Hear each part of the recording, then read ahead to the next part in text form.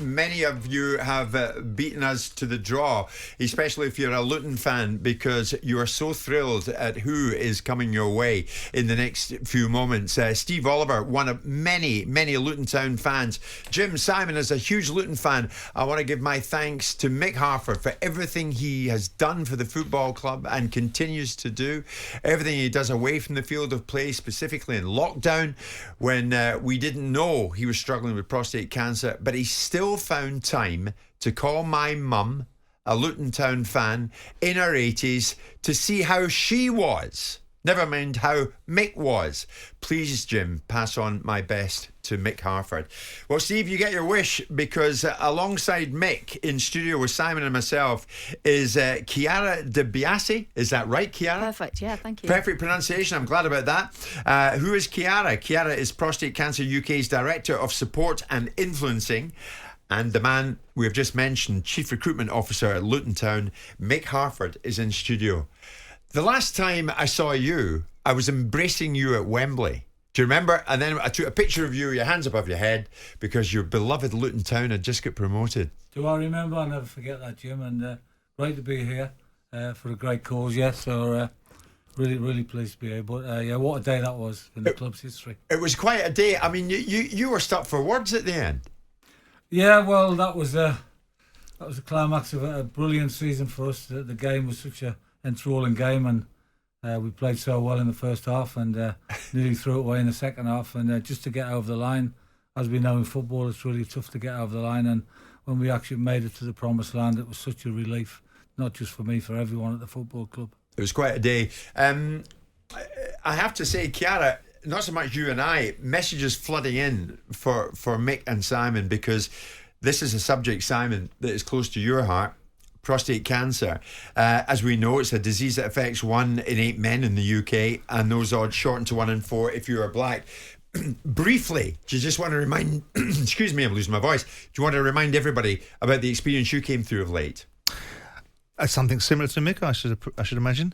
But for different reasons. Someone very close to me was diagnosed with a high PSA level, and then subsequently went and had biopsies and came out with prostate cancer. They advised me, and because one of the big links is not just the fact that 1 in 8 men, 1 in 4 men that are black, but 1 in 2.5, you've got 2.5 more chances if you've got hereditary circumstances, and that was something relatable to me. Yeah. So I went off and had some PSA tests. It didn't really give me anything particularly to worry about, but notwithstanding it, because of the hereditary links, I was advised by my GP to go and have some further investigation. That's a biopsy that created a challenge, and then the biopsy created a decision for me, which was either radiotherapy or a radical prostatectomy, which is the removal of the prostate. I took the radical prostatectomy route because of my age, the challenges that may have been coming if that was the route that I went.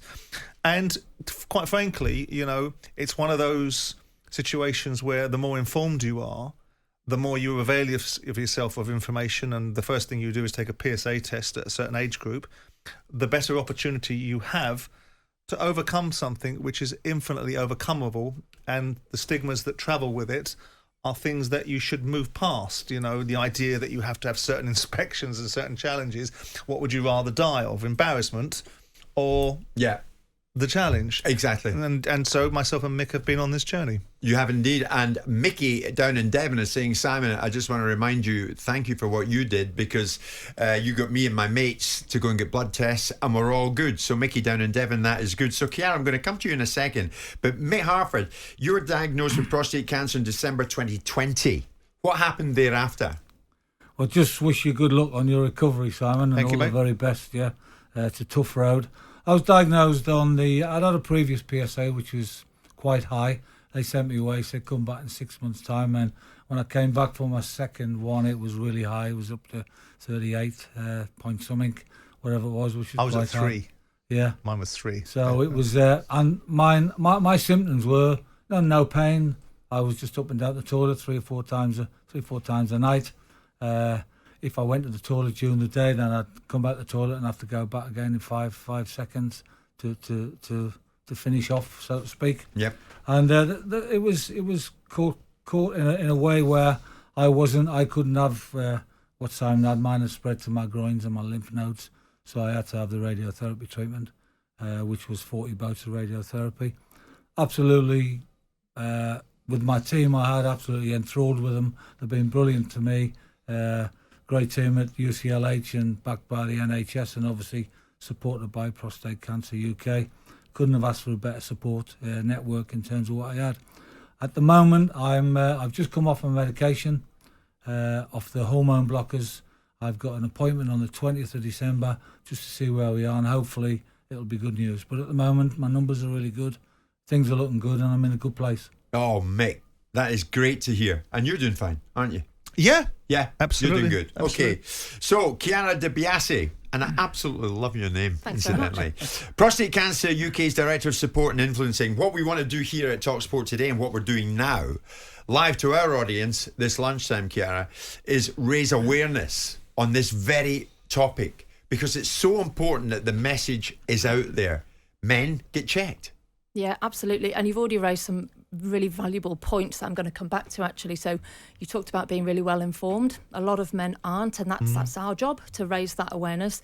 You've talked about not having symptoms, and Mick, you talked about the symptoms that you presented with. Prostate cancer is really complicated because when caught in its earliest stages, it's entirely curable. Those early stages don't present with symptoms. I can't stress that enough. So the symptoms that Mick's just talked about aren't signs and symptoms of early prostate cancer. We've already touched upon men at highest risk. Obviously, this is a cancer that increases with age. Black men have double the risk. You talked about family history yourself, and you're right, between 2.5 and 4 times more likely if you have a father or a brother or an uncle with prostate cancer.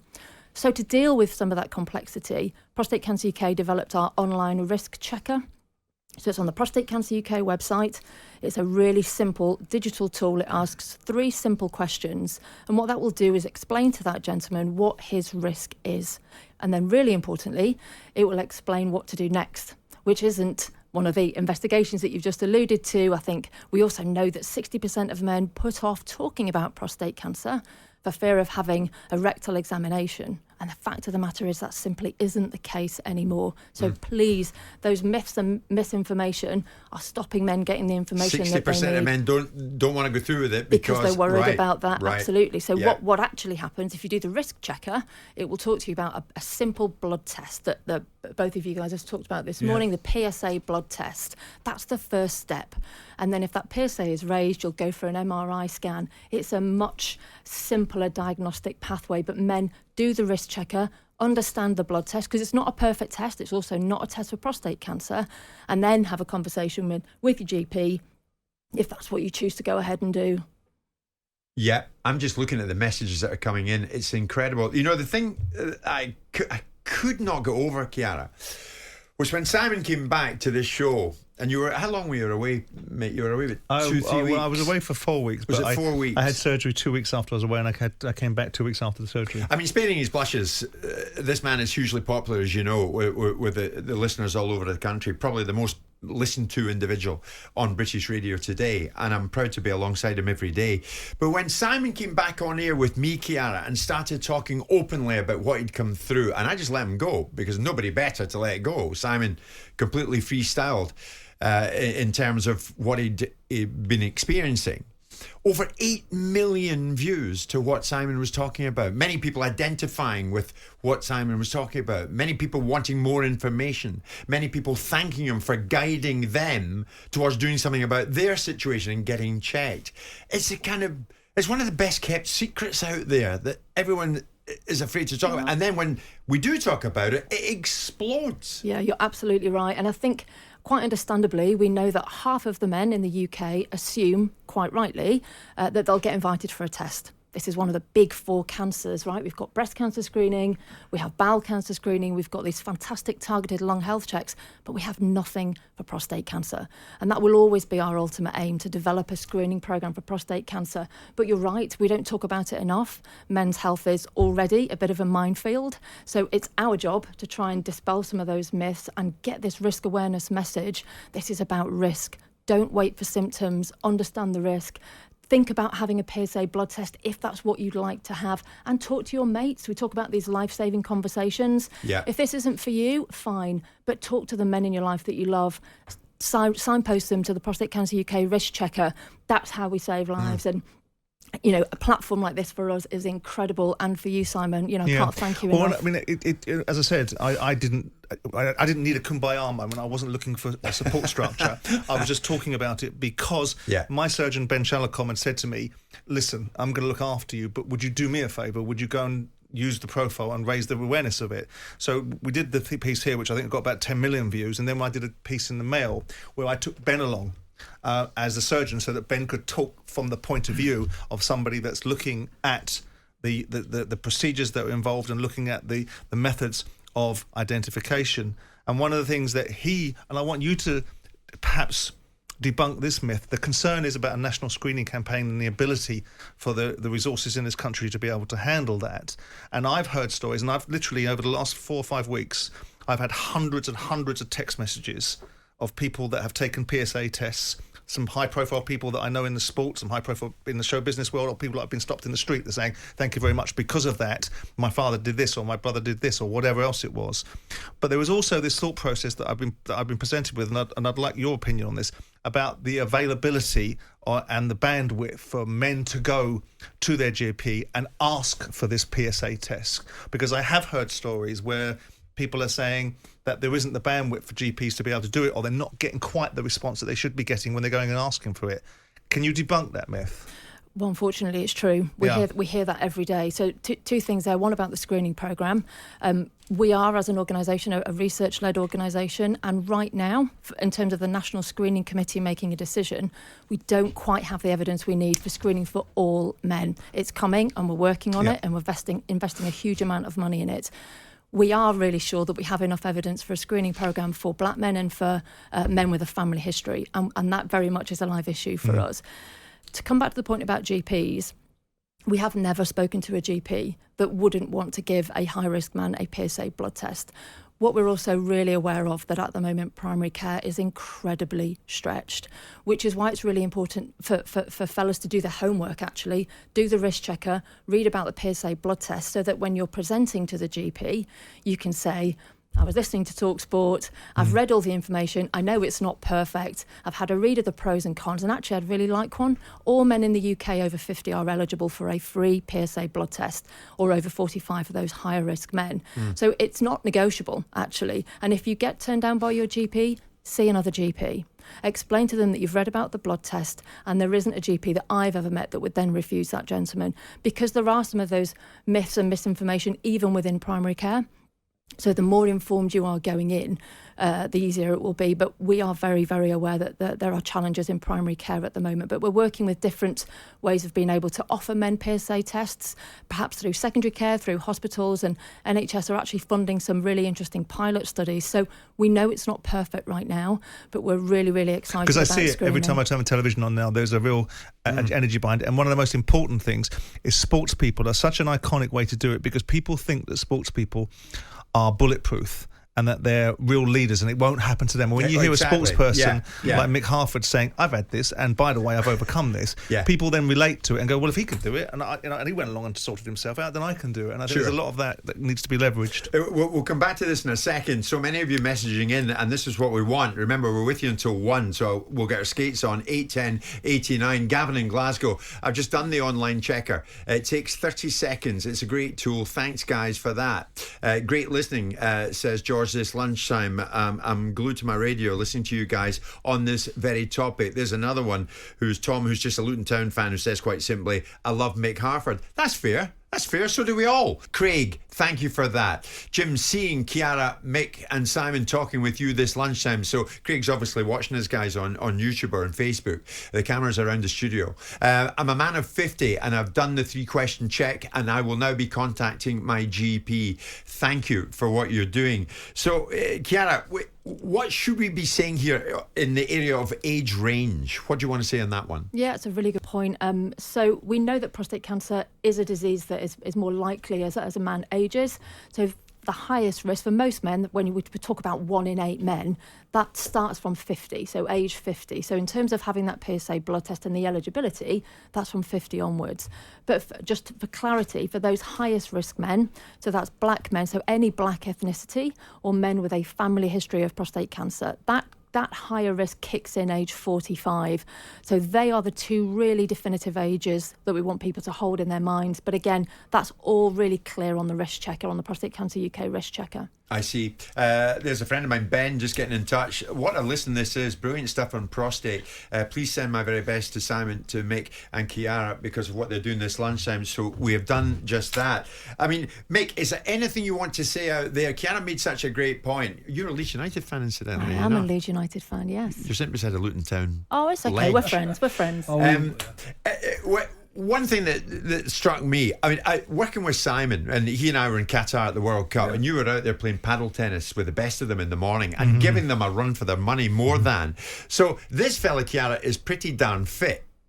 But that doesn't come into it, does it? And then I look at Mick, and it looks as if he could still run out and do a bit of damage in the football pitch today. But that doesn't come into it either, does it? No, you're absolutely right. I think a lot of people associate healthy living, healthy lifestyle and cancer prevention. And certainly for a lot of cancers, that's true. That's, don't smoke, eat well, exercise, etc. But that isn't the case in prostate cancer. There's still a lot that we don't know about how prostate cancer develops, how it grows, why some men get it, why some men don't, which is why we just keep coming back, repeating that message about men understanding their risk. There isn't anything that men can particularly do to prevent this from happening beyond being really well informed about themselves and sharing that message with other men in their life. What was your attitude, mate? Mental attitude once you'd been diagnosed? That's a great question, Jim, because I changed my lifestyle straight away. I changed my diet. I changed what I did on a daily basis, because I think what you do on a daily basis does have a massive effect on your life. So now I will just moderately have a few beers now and again, but I won't go mental like times we used to in our heyday. So I changed my whole lifestyle, and everyone's different. When you look at prostate cancer, everyone is different. No man is the same.